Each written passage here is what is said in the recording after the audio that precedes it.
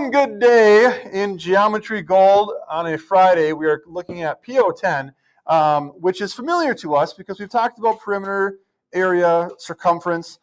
We've used the formulas before, but this is to get them all on one page. Actually, Trapezoid is one that the Blue Group found to be relatively new. Not what the shape is, but the formulas for it. So that might be new for you as well. But get all the formulas down on one page and then use it in more of a high school context, not simply what is the area of this shape or whatever else, but looking at what information we know and how do we use a formula to get the information that we want. So let's scroll down a little bit here and start with a square slash rectangle. Okay, an example of a square or rectangle. There's a square. Okay, there is a rectangle. The only difference is that a rectangle has two pairs of congruent sides instead of a square, which all sides are the same. So whereas in a rectangle, we will identify base and height, and they're two distinctly different values. In a square, yes, a square also has base and height, but it would not be wrong to simply refer to it as base and base because since all sides are the same. Okay, so perimeter of a square. How would you kind of simplify the perimeter of a square? We all know what it is. It's the distance around the outside. But knowing we're dealing with a square, how can we kind of narrow it in that formula or make it really specific? Yeah. 2b plus 2a. That's actually going to be the one we're going to use for a rectangle, right? Because we have two distinctly different bases and two distinctly different heights, right? Julia, what were you going to say for perimeter of a square? Not base to the fourth, but that 4 is going to be a coefficient. How many b's do we have? How many bases do we have? We have 4 of them, right? So whatever 1 is, then we're going to multiply that by 4, and that'll give us the perimeter. Okay, or you can just say we'll just add up all the side lengths. That works too. Right? Area of a square versus the area of a rectangle. We're familiar with the area of a rectangle, I hope, base times height. Yep. But how can we make that more specific for a square? We could still use base times height, or we could think about it as, Audrey? Not for area. That would mean that we're multiplying all 4 sides together. Try it again. Yes, b squared. Okay. The base times the height, but because the base is equal to the height, then it really just ends up being base times itself, or b squared. Okay. For a triangle, here's an example of a triangle. Okay. Perimeter of a triangle. Sebastian. If it's an equilateral triangle, yes. But assuming that it's not, again, it's all sides added together. This one isn't quite as clean as a square and a rectangle, but side 1 plus side 2 plus side 3. You might want to write it as A plus B plus C. That works also. But basically, this is the 3 sides added together. What's that? Oh. How about area? Area of a triangle. What's the formula? Alan? Base times height divided by 2. What's kind of the other one that you may have learned growing up? That's the same thing as this, just written differently.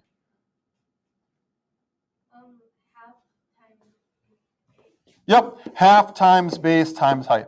Dividing something by 2 is the same thing as taking half of it. So either formula works. Okay. And the base is defined as that horizontal side. The height is defined as, Sebastian? From the top of the vertices straight down. Right. A vertical line going from the top of the figure down to the base. Okay. So that would be the height. Yes? You have a strike, you dropped your marker. That wasn't me trying to catch it, though. That's different. That was just me being clumsy. Okay. So, and then we also got talking about, if you got a triangle that maybe looks like this. Okay, a very distinct obtuse angle there. The base would be that horizontal side, but the height here is actually outside of the triangle. You have to go from the top down to, if the base were extended, right? And this would be the height of the triangle you would use to find the area. So sometimes that imaginary vertical line is inside the shape, sometimes it's outside the shape, but wherever the top of that shape is, a vertical line down to its base, whether the base is, there or you need to extend it. Yeah? So do you add the extra base to the height? You do not. Oh, that's what I thought. Yep, no, because it's not part of the figure. Yes? So if we were doing that as an equation, it'd be the base that's already shown with the height and not just the base and the dotted line base. Right. This dotted line here is not part of the base. It's just the base extended so you know where to stop this vertical line, which I clearly missed. But okay. And there is one like that on the second page here, so we'll talk about that one once we get to it. Questions on squares, rectangles, or triangles? Yes. Would they give you the height? Sometimes, if we're dealing with right triangles, I understand you've used the Pythagorean theorem before. Some of you, maybe? Yeah. That is one way that you can find missing sides of a right triangle. If the triangle is not a right one, well, then you kind of got to get a little more creative. Not But the right one, it's the wrong one. right. But generally, yes, the height will be provided for you. Okay. Trapezoid. What do you know about a trapezoid? Sebastian. That's 4 sides. It does have 4 sides. It is part of the quadrilateral family. How is it different from a square or a rectangle? Yeah? Both sides, or opposite sides don't have to be parallel. Only one of them does. Right. So in a trapezoid, you talk about parallel lines with rectangles and squares, but if you think about it, a square has 2 pairs of parallel lines. Same thing with a rectangle. But for our purposes, a trapezoid has base lengths that are different. Okay? Kind of probably the most common trapezoid that you see looks something like this. Right? Ooh, I'll erase that line there. Okay? But its 2 bases, its 2 horizontal sides are different lengths. If they were the same length, well, that's what a rectangle is, right? Okay? My calibration is so bad today. This is, but for a trapezoid, you have bases of different lengths, and so we say that we've got B1 and B2. Just like X1 and X2 in the midpoint and the distance formulas, it's the first base and the second base. Okay? The height, just like a triangle, is from the top of the shape, vertical line, down to the base. And does anyone know the formula for the area of a trapezoid? Perimeter, of course, is all sides added together. There's no fancy formula for that one. So perimeter is just S1 plus S2 plus S3 plus S4, side 1 plus side 2 plus side 4. What about the area? Yeah, go ahead. Base 1 times base 2 divided by the height. Nope, not quite. Yeah? Is it base 1 plus base 2 times the height divided by 2? Nicely done, yes. So it's the sum of the bases, B1 plus B2, times the height, all of that divided by 2. Another way to write that, just like a triangle, is 1/2 times the sum of the bases times the height. Both of them do the same thing. Anyone see the show Bananas in Pajamas? Ever? No? Well, there were two bananas in pajamas, and they were called B1 and B2. So whenever I talk about trapezoids, I always think of bananas in pajamas. Anyway, it's a kid's show back from the 80s when I was a kid. What? Like thing one and thing two? Kind of like that, but bananas. And they chased teddy bears around. It was weird. That Yeah, sounds rated it was. R. Yeah. So if we're dealing with a trapezoid, having to find out the area of the perimeter, just the area actually, what if it doesn't have that dotted line saying the height? How would we know what the height is? Right. So if it doesn't have the dotted line providing the height for you, that's going to require a few more tools in your toolbox to figure out what that height is. We'll get to that down the line. So just kind of hold that question for now. But there are other formulas, there are other means, there are other theorems, postulates we can use to get that information. So for right now, it should be provided for you. Okay. Questions on trapezoids? No. Woo! Okay, circles. We know what circles are. We've seen them in the past couple of math packets. Circles don't have a perimeter because it's not a polygon. Okay, they have what's called circumference, which really is the same thing as perimeter as far as the distance around the outside of the shape, but it is called circumference. So circumference of a circle, does anyone know what the formulas are? There are two of them you could use. Audrey? Is it 2 pi r? Yes, 2 times pi times the radius is one formula you can use. What else can you use? 2d or pi d? Right, or pi times the diameter.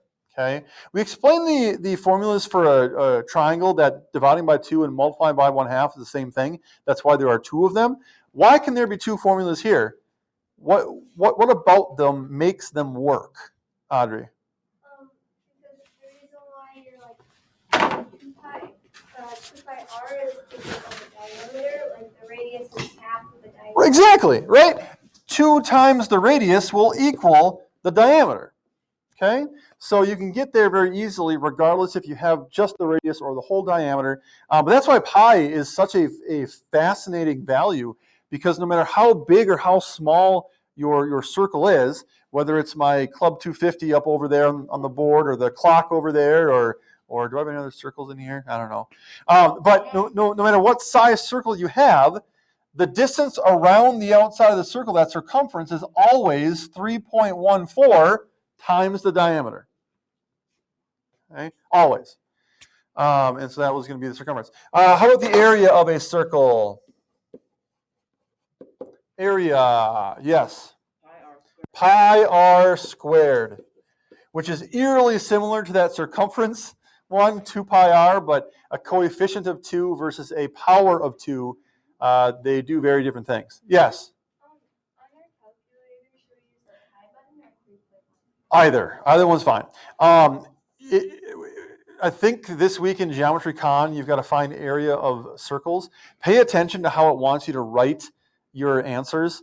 It says usually either in terms of pi or use 3.14. So don't use the pi button on your calculator and then write your answer as a decimal, because it's going to be off. Use 3.14 and then that decimal answer rounded. Because when it says in terms of pi, do you know what that means, by the way? No? Okay. So if you have a radius of 7, right, the area of the circle would be pi times 7 squared, or pi times 49, right? Okay. In terms of pi, you would just write this as 49 pi. That's what in terms of pi means. Pi is part of the answer.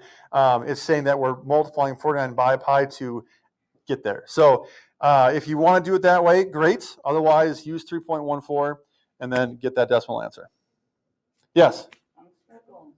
We're not to the second page yet, so we'll just save it for that. Okay?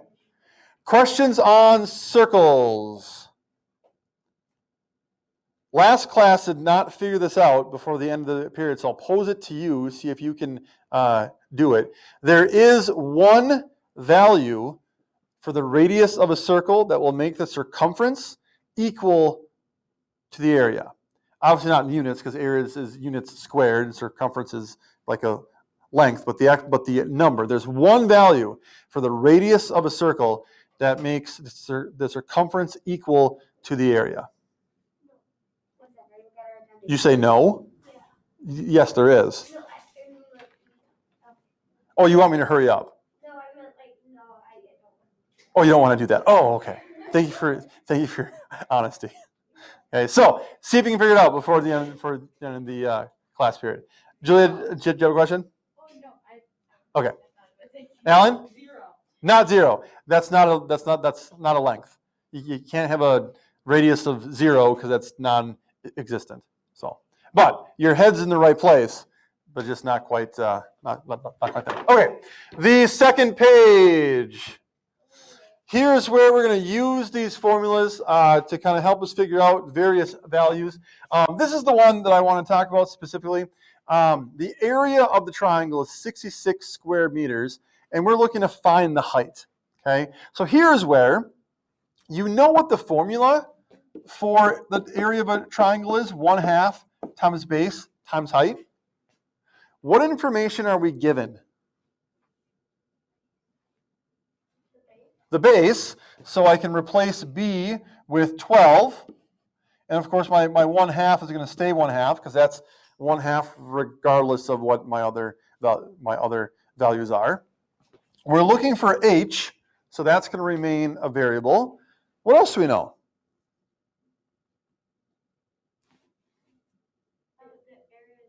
We know the area is 66. So the equation we can write is 66 equals 1/2 times 12 times h. Okay? Hold on. Good though. Trust you. Right? So 66 equals 1/2 times 12 times h. And from there, we can solve it, right? We can simplify the right side of the equation. 1/2 times 12 is 6. So we have 66 equals 6h. This fits very well into our equation solving that we just started the other day. What's our value for h? What makes this equation true? 11, right? Divide both sides by 6 to do opposite operations, and we get 11 equals the height. So that's how the high school thinking of these formulas, you're using them with given information to find various parts. Yeah? Why does it give you the 7?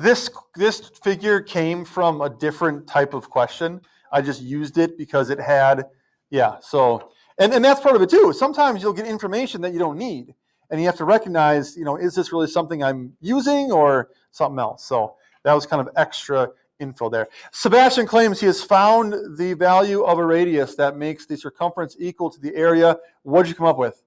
2. Why 2? Because if you have 2 squared times pi, that's the exact same thing, because if you use the commutative property and the circumference, 2 times 2 equals also 4. And then you have 4 in both equations, and they both are times by pi, so it's the same thing. Fantastic. Because of the commutative property, that means we can multiply things in any order. So essentially for circumference with a radius of 2, we're multiplying 2 by pi by 2. Pi times 2 squared is the same thing, just a different order, right? Pi times 2 times 2. In both cases, we ultimately end up multiplying 4 by pi. Well done, Sebastian. How did you come up with, what was your thought process? I just tried to figure out what number to the second power would equal 2 times the number. So I tried 4, that didn't work, so it was like, instead it's 50 and 25. So now I just did it 2 and then it will equal up. I like it. Job well done. Yeah. I think that's a question on your test actually too. So if any of you get that question wrong, I'll know you weren't paying attention. Yeah, Okay. probably will. It's 2. Like I don't remember. It's 2. Any other questions, Audrey? Anything you want to share with the class? Tell us what your weekend plans or anything? No? Okay. So the rest you can do on your own.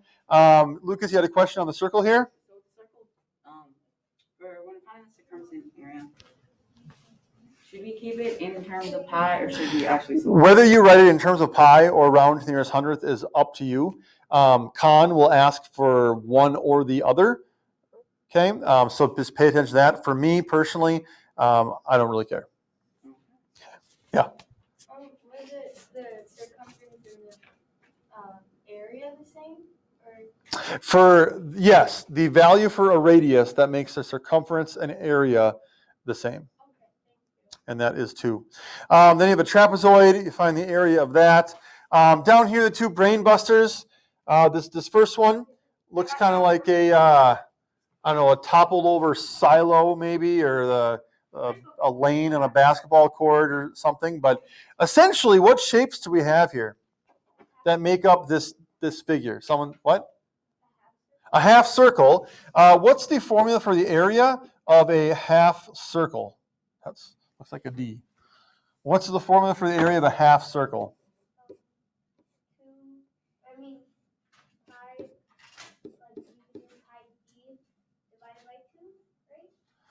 Well, for the area, we pretty much have to use the radius because we're squaring it, right? So it's going to be pi r squared, but then what are we going to do with that pi r squared? No? Divide by 2, right? Because this formula gives us the area of a whole circle. If we only want half the circle, then we're going to divide that by 2. Okay? So the area of a semicircle is pi r squared, just divide by 2. That would give you half of a circle. And so the challenge here is, well, how do I get this radius, right? But I think you're working the math packets, the recent math packets where we had squares and rectangles and circles, and you had to use the radius to find the base and height of the rectangle. Here it's kind of using the rectangle to find that radius of the circle. So I think you have some experience with that. And then, so you'd find the area of the semicircle, you'd find the area of the rectangle, and then just add them together to get the area of the whole figure. Then lastly, the vertices of a triangle are located at 2, 1, and 3, 6, and 6, 1. And I'm looking for the perimeter of the triangle. Perimeter. What are we going to have to use to enable us to find the perimeter of this triangle? It seems easy, all sides added together, but how are we going to get the values of those sides in order to add them together? Sebastian? You're going to use the distance Distance formula. formula? I know I hated it. That's the one thing I was 10 days on first. Yeah. So yeah, the horizontal side here, that's pretty easy. It goes from 2 to 6. That'll be 4. But those 2 diagonal sides of that triangle, you will need the order pairs and the distance formula to find the lengths of those segments. Okie doke. Okie doke. No homework from the textbook. Just finish this page, PO10. I'm going to give you your practice tests to work on.